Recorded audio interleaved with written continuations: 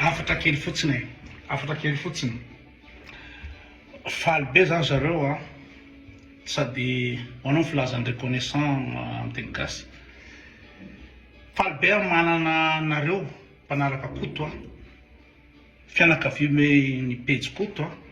fa tena isaky misy zavatra service ilaiko a da tsy maintsy misy olona vao nanao publication io zao vao 2 minitra vao mitady olona andeha a Madagasikara hitondra document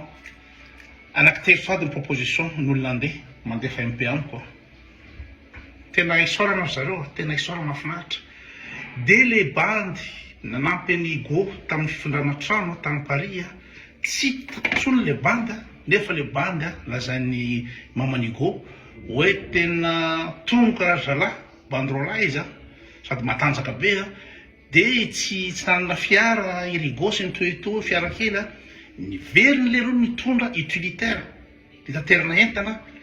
de nomena vola le bandy reo tsy mitady vola zalahy fa de juste hoe ankoto le affaire de nataondra lahy fa mbola mangataka manao antsoava hoe aiza le bandy reo tsy haiko na mbola hita numéro téléphone fa tena za mila fisaorana mila anao fisaorana amin'ny zalahy reo fa en tout cas misaotra betsaka anareo fianakaviam-be ny pejikoto fa tena faly zany tena reconnaissant be zay service rehetra ilaiko de minitra vitivity otrany de tonga hoe zao koto zao proposition mahafinaritra reto tena mahafinaritra sura daholo